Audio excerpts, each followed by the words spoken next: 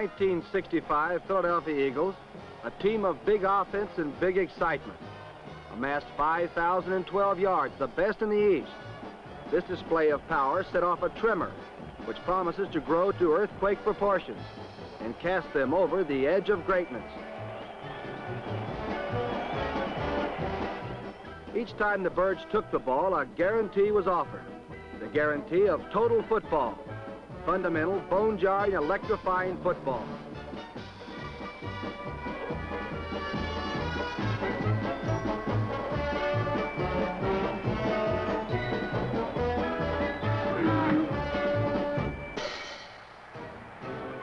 The '65 debut against the St. Louis Cardinals found Franklin Field with 58,000 in attendance. The people were there to see the season keynoted by rookie Al Nelson, who flashes his talents for 70 yards.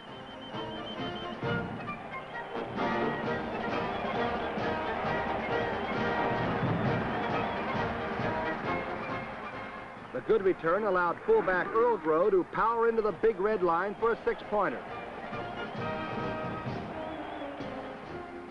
The Cardinal offense is checked as Charlie Johnson falls prey to Maxie Bond's big blitz. Coach Joe Kuharich likes this style, a style familiar to him from his own playing days. America's pageant and a time for vital Eagle realignments at halftime. And the second half opener will be brought back by Irv Cross and established in rank threat on all returns. Irv is a man who can ensure good field position each and every time he touches the ball.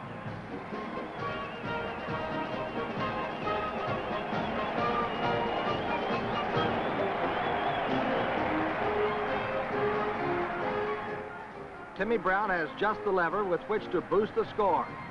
A loping gait carries him around left end for a touchdown. The score, the Eagles 27, the Cardinals 20. Mike Morgan and company continue the fine containment of the Cardinal attack.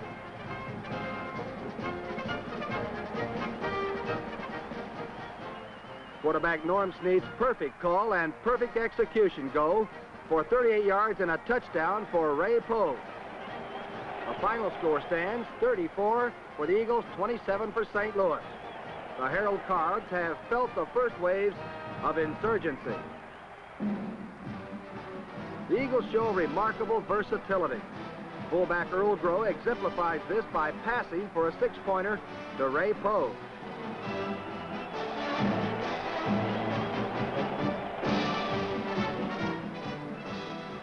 Now it's Earl's turn to be on the receiving end this time. A fine pattern complements the good call. Touchdown. But it's on the ground a fullback's presence is felt. Grow switches the ball to the outside and proceeds to emphasize the rewards of fundamental football and a fast fullback. It's the fullback's traditional lot to contend with goal line yardage. The Giant defense finds Earl equal to the task.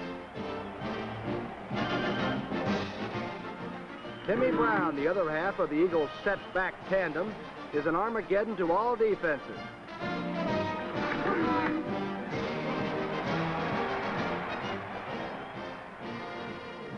Each time Timmy, the Eagles' premier halfback, takes the football, 5.4 yards are assured, the best average per carry in the National Football League. Against the Steelers, Timmy picks up a solid 11. Seemingly stopped, his patented gyroscopic balance frees him for an additional 15 yards. The solid wall of the Cardinal rush is distilled into 42 scampering yards and a touchdown by the mercurial Mr. Timmy Brown.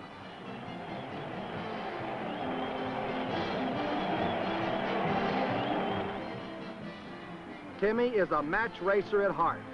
Here he factors his speed into 54 touchdown yards against the Eastern champions, the Cleveland Browns.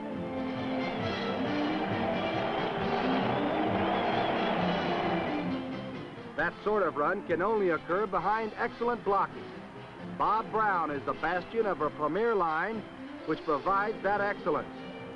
Bob Brown and his 280 pounds of instant devastation drive Redskin John Rieger out of the corridor for a timely Timmy Brown score. Finesse is a vital part of NFL line play, too. Big Bob shepherds John Paylock past Norm Snead. Snead takes the time to advantage, allowing Glenn Glass an extracurricular outlet for his grit aggression.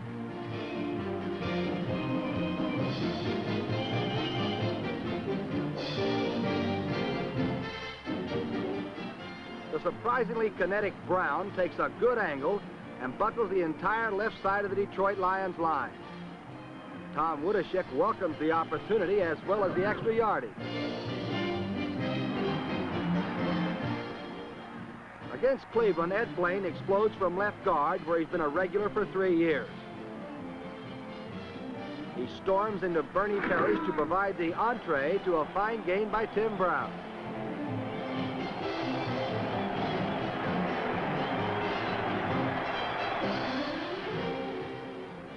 Ed Blaine and Jim Ringo star in springing the first set in a timed trap.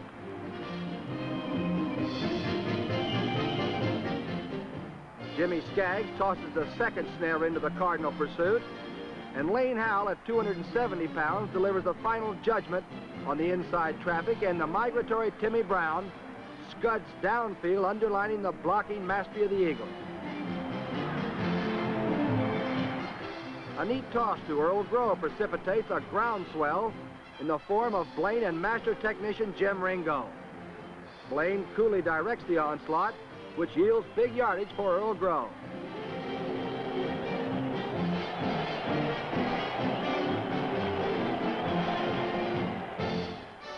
The Eagle offense has its work laid out in Baltimore. That is, to match an almost incomparable attack mounted by the great Johnny Unitas and directed by Coach Don Shula. Dulaney and Eddie Kayad initiates his own green wave by inundating Unitas early in the first quarter. The pressure proves its own reward as Nate Ramsey pulls in a pass thrown by Unitas, deflected by Mike Morgan. The net result after this Ramsey ramble will be Eagle possession on the Colts 17-yard line.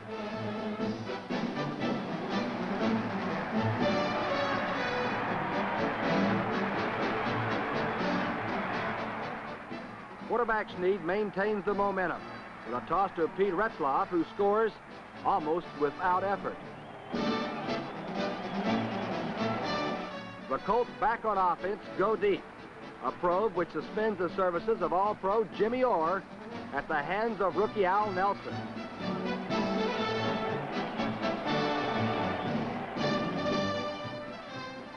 Don Hulse continues the fine defensive game by collaring fabled number 19 and throwing him for a 3-yard loss. The Eagles take over. Norm Snead and his resolute band begin the march. 15 yards first to Glenn Glass, the flanker. Timmy Brown, number 22, gets 13 yards on the swing.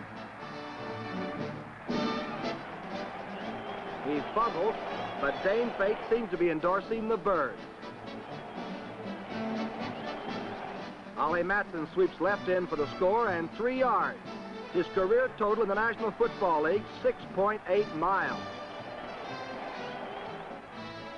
In the third quarter and the Eagles in possession, Pogue makes a great straining catch down the middle for 44 yards. Second and goal to go on the Colts 7. The call, Ray Pogue again. Touchdown, Eagles 24, Baltimore 20. In the fourth period, 3 perfectly executed maneuvers occur.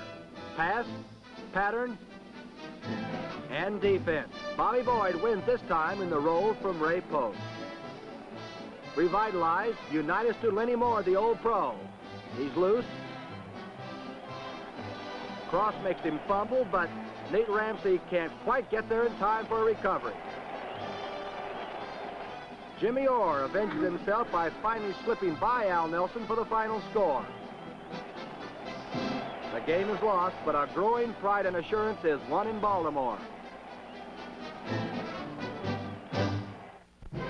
Quarterback Norman Snead raised his 64 completion rate to 52%.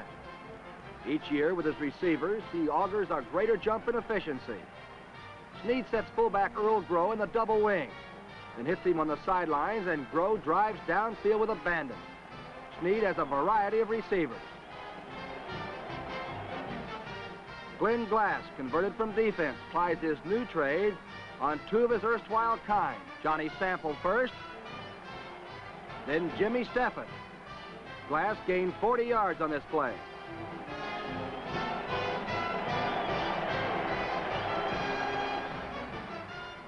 Diminutive Ronnie Goodwin breaks from the flanker spot to the right corner to take 6 points from the Detroit Lions.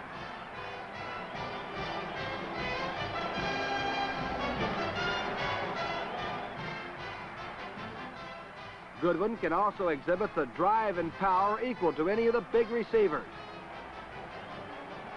The Cardinals will testify to that. Ray Pogue, the sprinter out of Texas, uses his 6'5" height to combat good coverage and scores against Washington.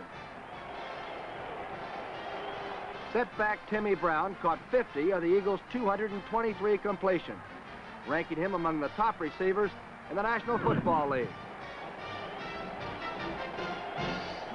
In football, little hurts don't count if you advance. The blood on Timmy's pants and the 23 yards gained testify to this.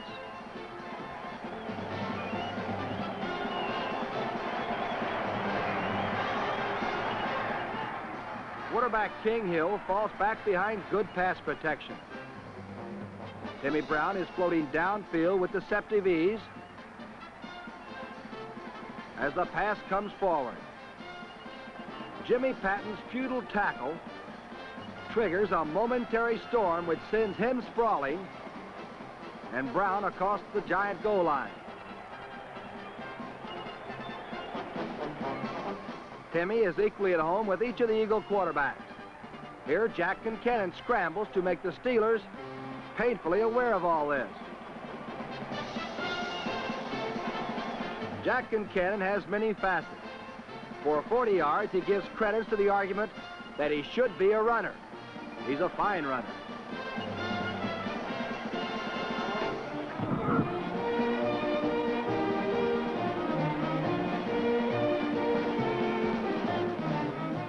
This time, Smiling Jack sets up like an old pro to connect with Ray Pogue for a TD.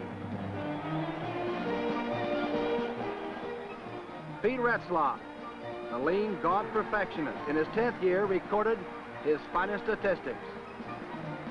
Isolated but not alone, the Baron pulls in one of his 66 receptions and roars downfield, teaching an Aaron Erich Barnes a lesson in chivalry. Against Cleveland, Pete courses through a meticulous pattern which culminates in a good evasive move and a touchdown for Philadelphia. These moves and years of experience allow big number 44 to spring himself and outrace a faster Redskin, Paul Krause, for 78 yards, his longest gain of the season.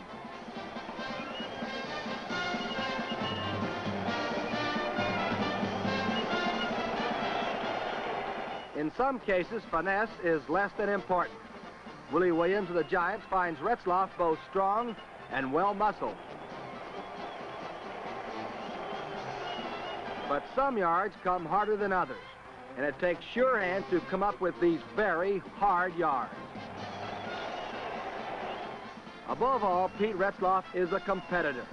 Desire is the key word to this effort against the Cleveland Browns on a corner pattern. The effort is rewarded. But the best offenses cannot score without the ball.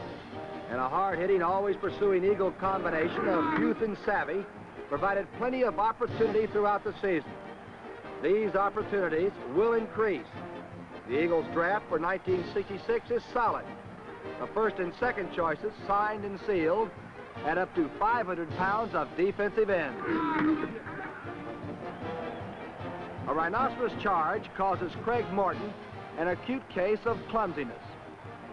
George Tarasovic, the old pro, knows the ball's not dead until the whistle has been blown. With a certain majesty, the Bayou Bengal and his high-stepping escort go forward to the Dallas goal line. Durable Dave Lloyd intercepts a Detroit pass, shucks the elephantine Ron Kramer, and rumbles into Lion territory.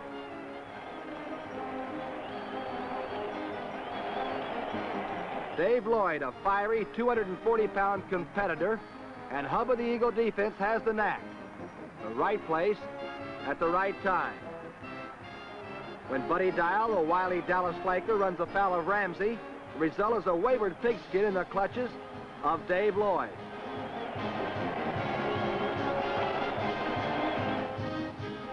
Against the Giants, the lateral movement of Lloyd at middle linebacker comes to the fore.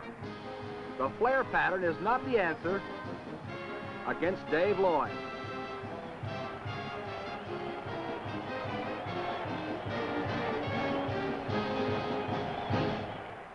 Maxie Bond flashes his all-pro credentials to Redskin halfback Danny Lewis.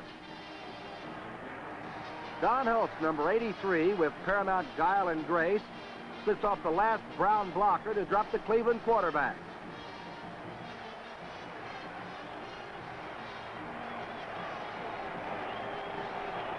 Holtz changed to defensive end in 1965. The switch worked well. Don's good reactions allowed John Myers to pick off the deflection.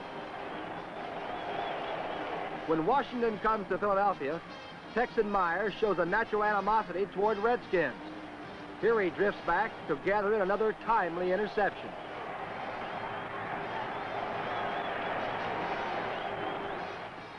Against the Colts, Big John interprets the term tackle with gusto. Lorick will be checking the pieces for quite a while. This time the Cowboys fall victim to an indomitable rush by Floyd Peters. Jerry Rome, the quarterback, was the victim. Eddie Kayant breaks the surface of the Redskin line to drop ex-teammate Sonny Jurgensen for expensive yardage. The little man in the Big Eagle blitz, Joe Scarpati. Joe wraps up Jim Danowski in a classic example of the Eagles' safety blitz. Handsome Joe Scarpati, a second-year man, signed as a free agent, quickly won himself a place of prominence. Scarpati leads the Eagles by a wide margin in unassisted tackle. Watch him crack Tucker Frederickson of the New York Giants. Amos Marsh takes the measure of how much desire can weigh as Scarpati knifes him to the ground. Jimmy Brown also finds that a lot of heart is hard to deny. Al Nelson's down, but not out. A scrambling, crawling effort stops the Cleveland superstar. Nelson is as nifty as he is gutsy. Here he intercepts a Cardinal aerial and displays old collegiate running form. He circles back to get some depth and then starts on a 22-yard sprint.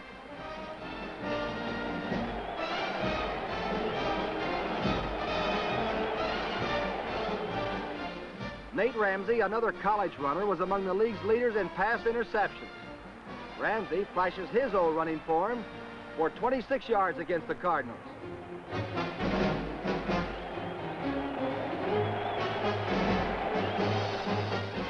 A sprinter in his own right, Irv Cross intercepts a pass intended for Olympian Bob Hayes. Hayes takes exception to the fact and lets Irv know it.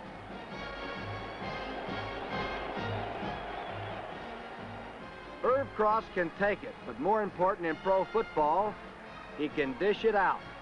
Pat Studstill of the Lions will be slow in getting up.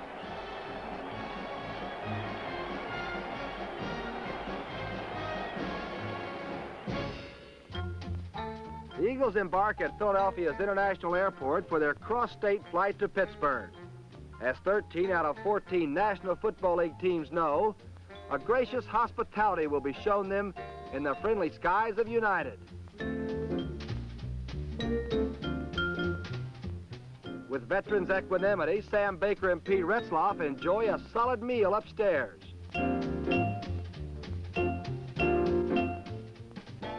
Rookies prefer to snack lightly, but all will be a rested, relaxed Eagles team debarking in Pittsburgh. Pitt Stadium, the scene of the final road game and what should be a great defensive struggle. Nate Ramsey starts the afternoon off with an interception. The first of 9 interceptions on an afternoon when the Eagles' interpretation of total football is defense. The offense is quick to capitalize. Ollie Matson to the left side for 14 yards behind good blocking.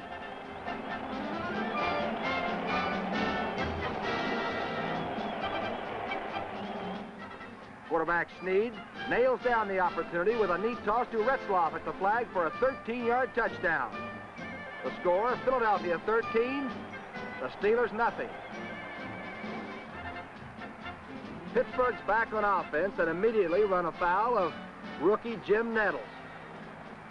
First the interception, and then he's off to the races.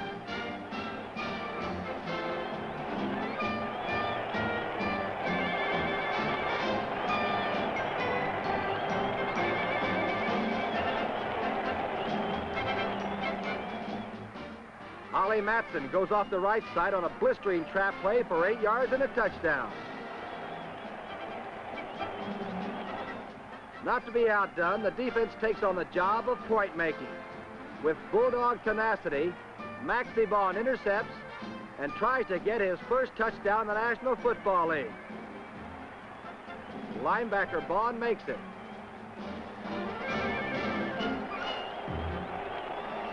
It's Jim Nettles again.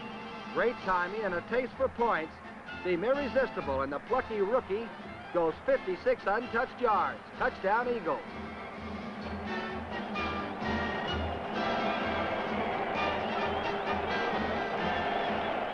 It's Steelers' first and goal in the fourth quarter, but Nettles moves up fast and plugs the hole. Second chances are often expensive.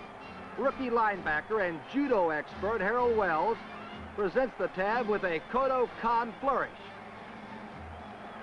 And the Eagles come up with a football. Late in the fourth quarter, a desperation effort sends the ball into a magnetized Eagle defense once more. George Tarasovic, an ex-Steeler, is the recipient and with a style and grace goes 40 yards. Bobby Richards makes a good block at the 20. And Tarasovic rambles on. The score, the Eagles 40, the Steelers 13.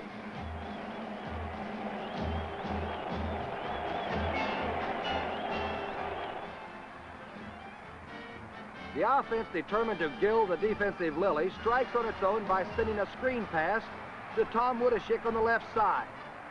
Wudashek crosses to the right side against the grain and steams downfield.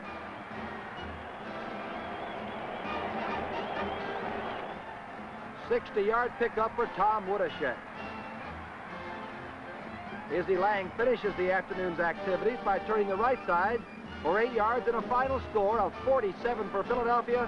Pittsburgh got 13.